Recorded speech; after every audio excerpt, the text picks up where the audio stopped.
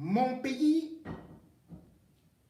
est le monde et ma religion est de faire le bien, disait Thomas Paine, Déclaration universelle des droits de l'homme.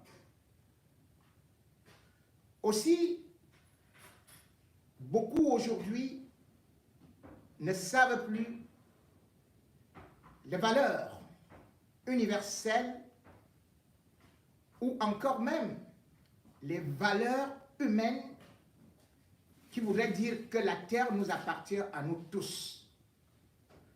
Aujourd'hui, la xénophobie, le racisme, qui sont en train de remplacer l'apartheid, font de telle sorte que les gens de plus en plus sous les oripeaux du nationalisme, du patriotisme ou du chauvinisme préfèrent aujourd'hui chasser les étrangers.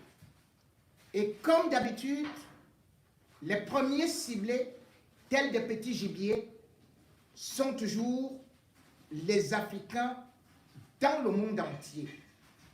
Rapétissés, humiliés, piétinés, tabassés, torturés, puis déportés dans des conditions inhumaines, dégradantes, qui frisent pratiquement l'indécence. Les Africains, aujourd'hui, dans le monde entier, sont regardés comme la misère du monde, des envahisseurs, ou encore ceux-là qui sont juste des ecto- ou endoparasites qui viennent prendre les richesses des autres pays.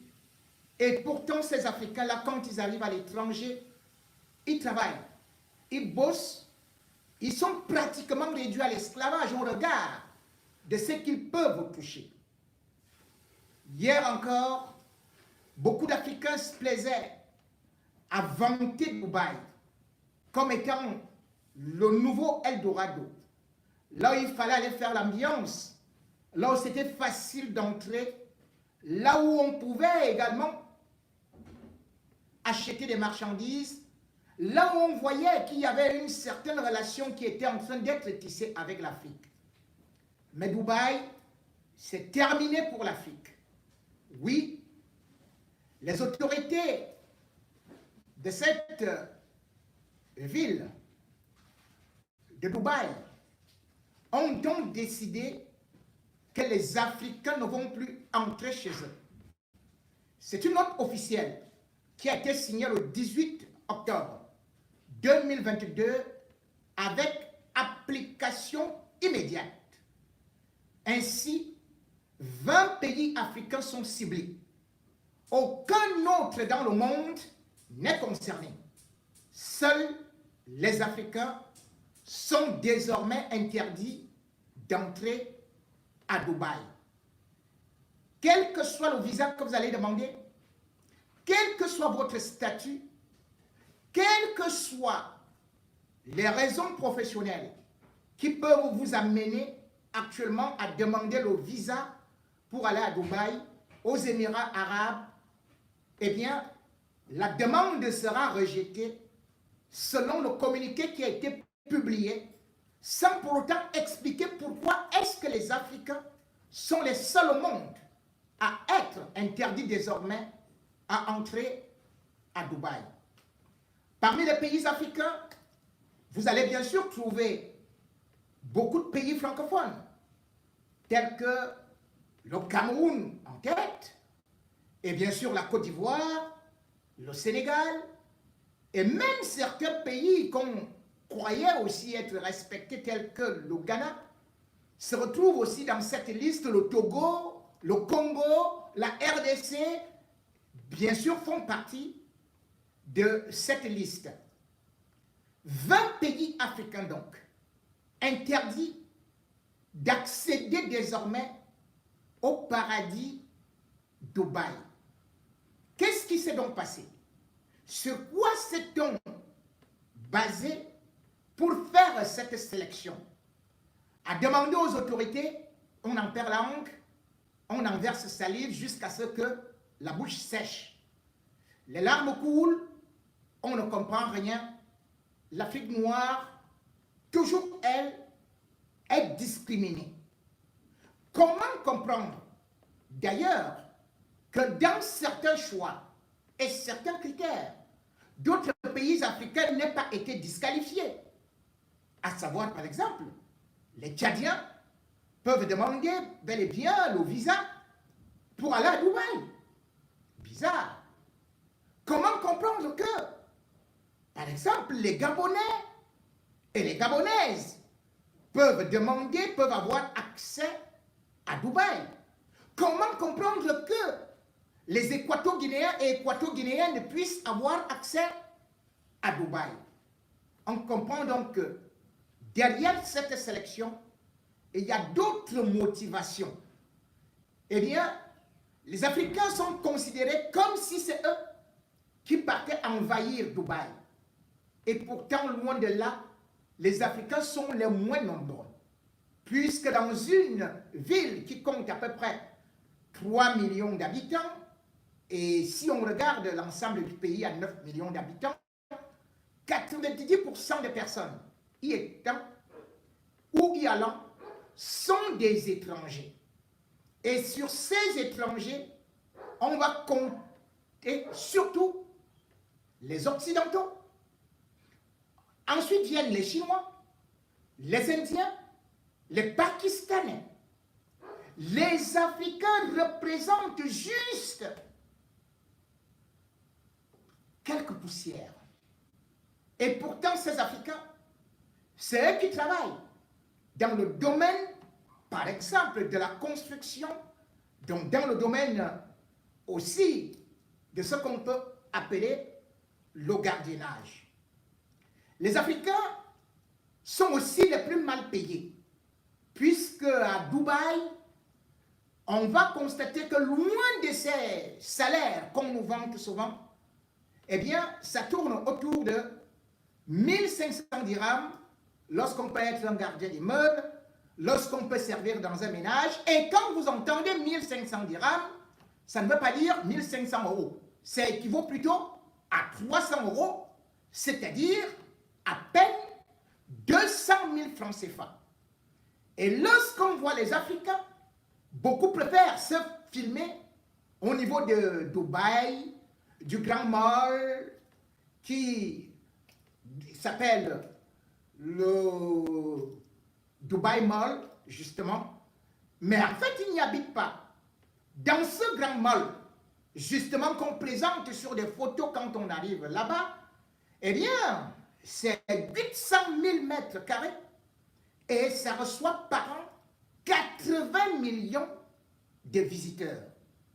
Or, il n'y a même pas sur les 80 millions 2 millions d'habitants qui y vont. Et d'ailleurs, à Dubaï, on préfère ne pas loger les Africains.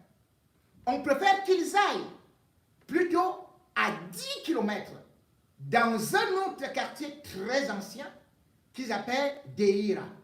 Et même là-bas, les coûts de loyer sont assez élevés, entre 6 000 et 8 000 euros environ par an.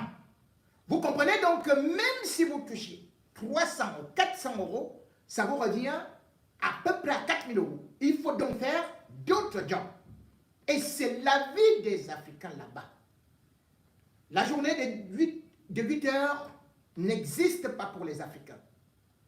Il faut les journées de 12 heures, de 16 heures, sans droit et sans pouvoir regarder le maître des lieux. Parce que eux, c'est des dieux. Et pourtant, avec d'autres communautés, ça ne se passe pas comme ça. Puisque justement, ceux-là sont considérés comme des êtres supérieurs par rapport à nous autres Noirs, nous autres Africains. La vie de Dubaï, malgré tout ce qu'on peut présenter pour essayer d'épater les autres, est donc une vie de Dubaï est donc une vie de galère, dans la mesure où non seulement la vie est très chère, mais les salaires ne sont pas élevés et il n'y a pas de droit. Oui, l'homme noir n'a pas de droit. Il subit justement les foudres de tous ceux qui peuvent être ses patrons et qui peuvent le soumettre presque à un esclavage des temps modernes. Vous avez pu le constater. Un grand scandale a éclaté, à savoir bien sûr les Pota-Poti. C'est une image qui a été projetée dans le monde entier suite à une dénonciation d'une influenceuse africaine qui décrivait les conditions dans lesquelles certaines filles influenceuses, voire à 90%, étaient obligées de se livrer ou alors d'être utilisées comme des toilettes publiques. Oui, c'était une image dégradante qui donnait des vomissures, des salissures à l'Afrique. Et pourtant, c'était des Dubaïotes riches qui continuent à le faire. Et ils le font juste pour humilier encore plus les filles africaines qui, lorsqu'elles y arrivent pour peut-être avoir un 25 000 euros, 25 000 $, autant pour moi 30 000, eh bien, ces gens-là arrivent en groupe, des riches, et les traitent comme des animaux. Ils se livrent donc à des actes odieux tels que la scatologie, qui veut dire juste la manipulation des selles, des caca. Ils peuvent se livrer aussi à la manipulation des urines. Ils peuvent se livrer même, ou bien ils peuvent livrer des Africaines, pas qu'ils peuvent, ils livrent des Africaines à la zoophilie, c'est-à-dire avoir des rapports avec des animaux. Vous avez vu des images où certains se baladaient avec des Africaines, avec des chaînes.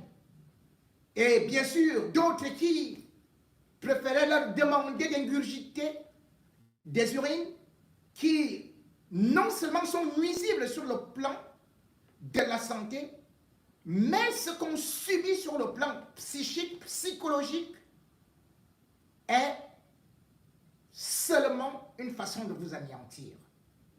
Oui, les Africaines, pas seulement elles, parce que des hommes également subissent cela dans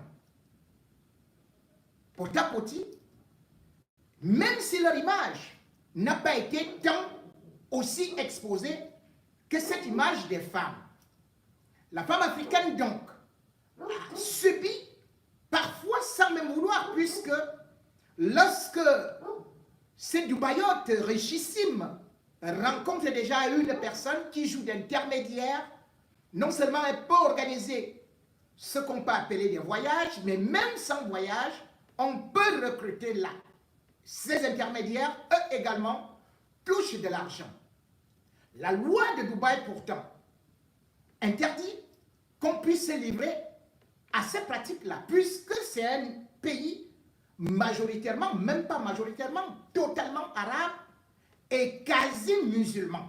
Ce qui signifie que ces pratiques, non seulement sont interdites par la religion, mais aussi par la loi.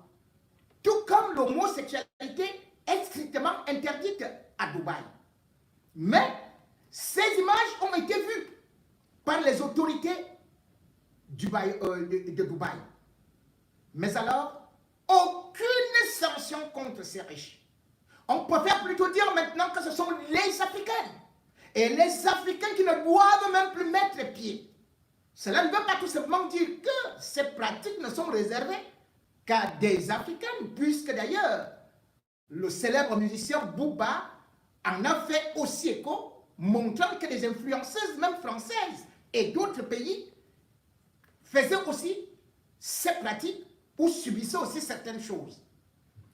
Au lieu d'attraper ceux qui sont des démarcheurs, ceux qui sont des acteurs, ceux qui commettent ces délits, on préfère aujourd'hui, une fois de plus, s'acharner sur des victimes, alors que c'est l'État plutôt qui devrait poursuivre ces gens-là pour qu'ils dédommagent ces Africaines qui ont subi autant d'humiliations, autant de déshumanisation, autant de diabolisation, autant de bestialité dans leur intimité.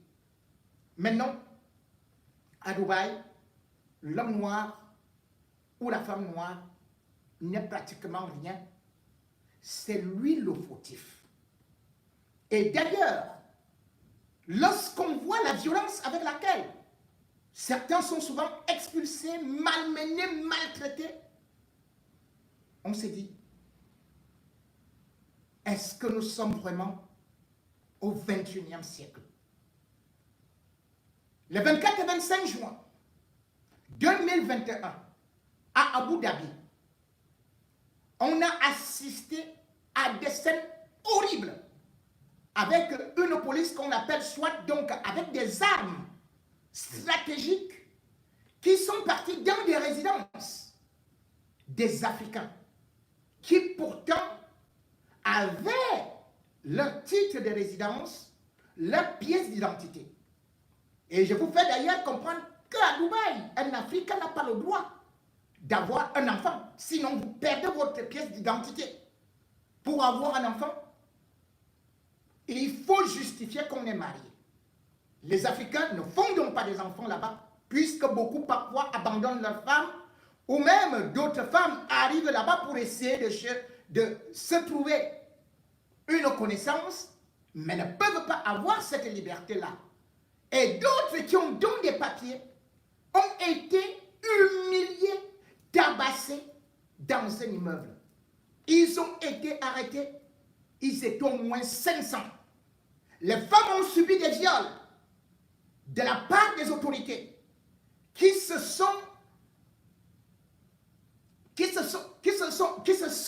jetées sur elles comme si elles étaient des proies. Ces femmes-là ont pleuré.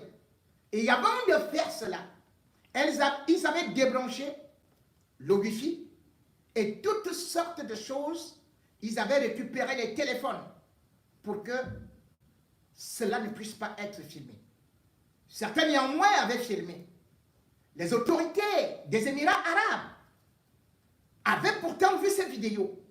Mais au lieu de libérer ces gens qui avaient leurs papiers, ils sont restés enfermés pendant des semaines, pendant des mois.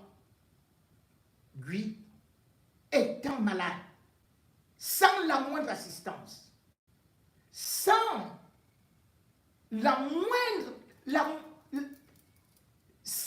le moindre suivi psychologique.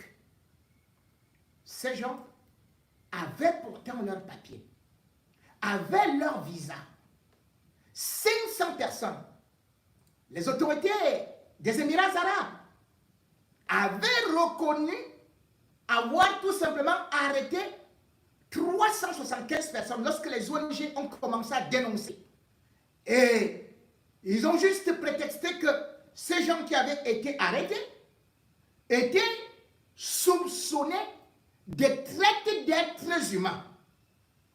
Traite d'êtres humains ou encore agression. Regardez un peu. Les Africains quittent de leur pays, de leur continent, pour aller à Dubaï. C'est vous qui leur donnez ce travail. C'est vous qui les exploitez. C'est vous qui les prenez comme des esclaves. Mais vous accusez l'esclave qui est chez vous ou qui travaille dans des magasins jour et nuit de traite d'êtres humains. C'est-à-dire, à peu près le voleur qui part avec vous dans un commissariat. Il dit, j'ai volé chez ce monsieur, enfermez-le parce que je considère que il a commis une faute grave de me laisser voler. Voilà donc ce qui se passe dans ce pays-là.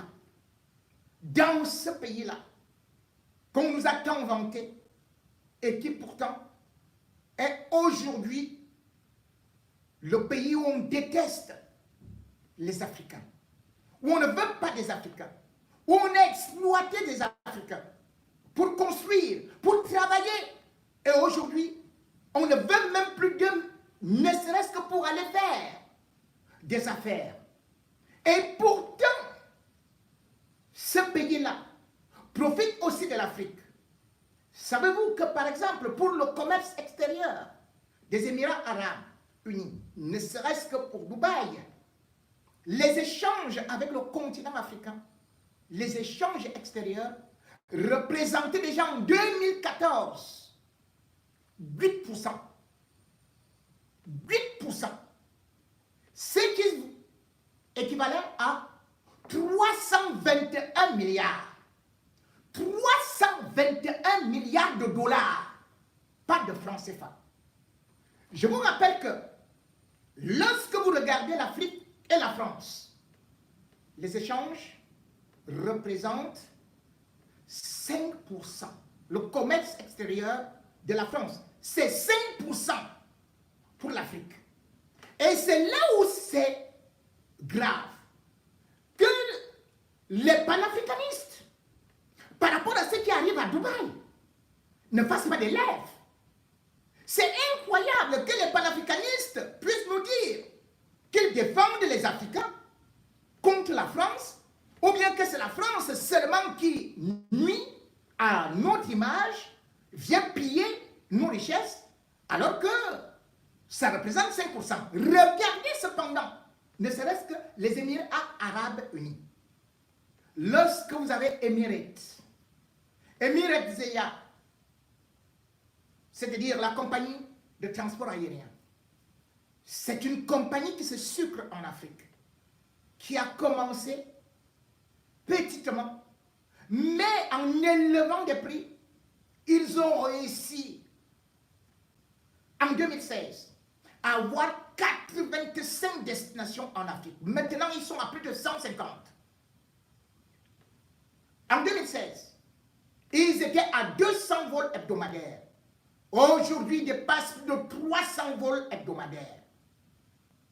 Et lorsqu'ils ont vu que les Africains étaient en difficulté, eh bien, qu'est-ce qu'ils ont fait pendant le Covid? Eh bien, en décembre 2021, les Émirats arabes ont décidé que les Africains ne pouvaient plus prendre leur avion. Oui, à cause du Covid. Alors que l'Afrique était le continent le moins touché au monde. Les autres pays qui avaient des taux de mortalité incroyables sur le Covid pouvaient bien prendre Emirates. Mais 8 pays africains avaient déjà été sélectionnés pour ne plus monter dans leurs avions. Leurs avions, parce que ce sont les Africains qui ont inventé le Covid, alors que le Covid est né ailleurs. La Chine, là où il y avait le Covid, les Émirats arabes laissaient les Chinois entrer chez eux. Les Chinois font les affaires chez eux. Mais les Africains, il n'y avait pas de Covid? Non. On n'en veut pas. Et le comble dans tout ça, c'est donc nos autorités. Comment comprendre que l'Union africaine, devant une telle injustice, qu'on dise que 20 pays d'un continent, sans un motif, les ressortissants de ces pays-là ne peuvent plus aller quelque part. Comment comprendre qu'aucun dirigeant africain ne puisse condamner cela? Pouvez-vous imaginer que les Émirats arabes unis puissent décider un seul instant que les ressortissants belges ne peuvent plus aller chez eux? La Belgique, ça peut représenter un département du Cameroun. Pouvez-vous imaginer que les gens de Dubaï peuvent dire que les Danois sont interdits des visas chez eux. Et ceci sans explication. Pouvez-vous imaginer que les Dubaïotes puissent aussi prendre des femmes africaines, les utiliser comme des éponges, quitte à ce qu'elles se suicident comme cette influenceuse qui a eu à sauter du 7e étage pour mourir. Elle était ougandaise. Elle a été humiliée. Si c'était une Française, si c'était une Italienne, si c'était une Espagnole, et alors si c'était une Américaine, le monde entier tremblerait. Mais quand il s'agit des Africaines, silence, on joue. Parce que nos représentants, nos dirigeants, n'ont pas notre temps. Parce que nos représentations diplomatiques ne servent pratiquement à rien. Parce que l'Union africaine n'est qu'un machin, une coquille vide, qui ne défend pas les peuples, mais qui défend juste un syndicat de chefs d'État, de dictateurs. Comment comprendre que les Africains qui représentent, qui sont aujourd'hui dans le continent où tout le monde vient, les Chinois viennent, les Américains viennent, les Français viennent, les Indiens viennent, les Pakistanais viennent, les Libanais viennent. On ne chasse personne. Mais partout où les Africains sont, ils sont chassés, pourchassés, tués, déportés devant des gens qui ne disent pratiquement rien, qui ne font absolument rien. Le cas de Dubaï devrait justement interpeller les intellectuels africains. Et c'est là que j'appelle souvent des panafricains. Qu'au lieu tout simplement de passer le temps à vouloir dire à tous les Africains que donc le seul combat c'est contre la France, mais on nous méprise ailleurs. Vous avez vu ce qui s'est passé en Chine? Les Chinois nous volent du terrain chez nous, nous mettent en prison chez nous.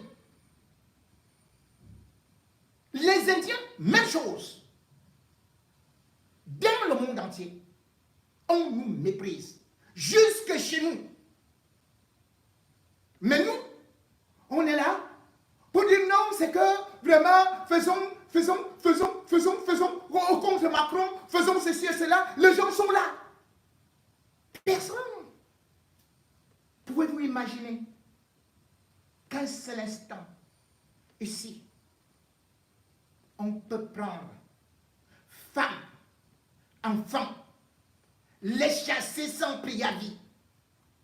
Pouvez-vous imaginer qu'ici, on va voir un Français, un Allemand, qui vient s'asseoir sur vous, il fait des besoins sur vous, il fait des urines sur vous. Peut-on voir ça? Nous, nous adorons nos bourreaux finalement.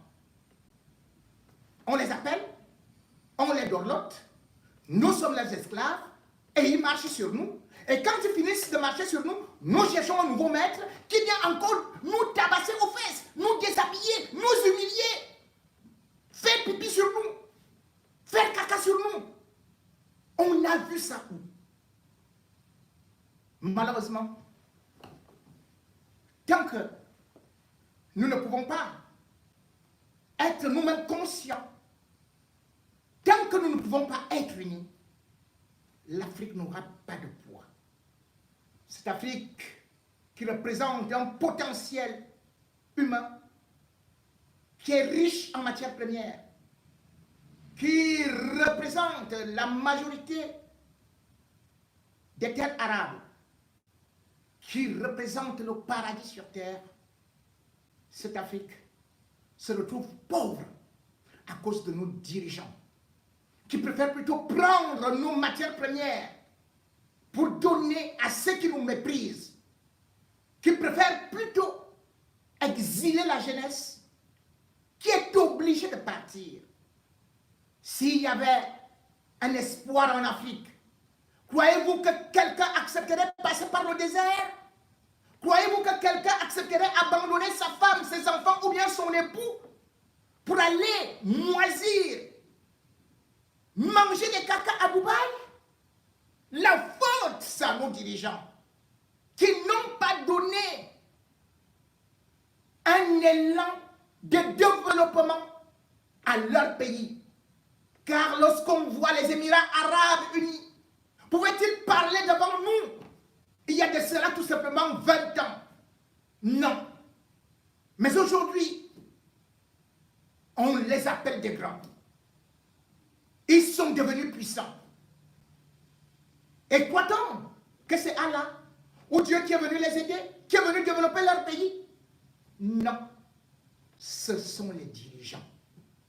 Chaque caca qu'un Africain ou une Africaine mangera, chaque pipi qu'un Africain boira, chaque humiliation, torture qu'un Africain subira, tout cela, c'est à cause de nos dirigeants. On pourrait dire, comment est-ce que nos dirigeants veulent qu'on reste dans le continent? Beaucoup disent souvent, mais qu'est-ce que vous partez faire là-bas? Et il y a la terre, il y a ceci ici, restez là. Hein? Il y a l'Afrique, on peut faire ceci, on peut faire cela. Mais tiens, les Africains, c'est comme ça qu'ils vous parlent. Les dirigeants, c'est comme ça qu'ils vous disent. Eh bien, venez ici, on a besoin de vous. Mais finalement, ces dirigeants, même quand ils promettent, au moins s'unir. Quand ils promettent, au moins créer dans des sous-régions, des blocs pour se développer, eh bien, il y a toujours un vrai problème de xénophobie entre les Africains.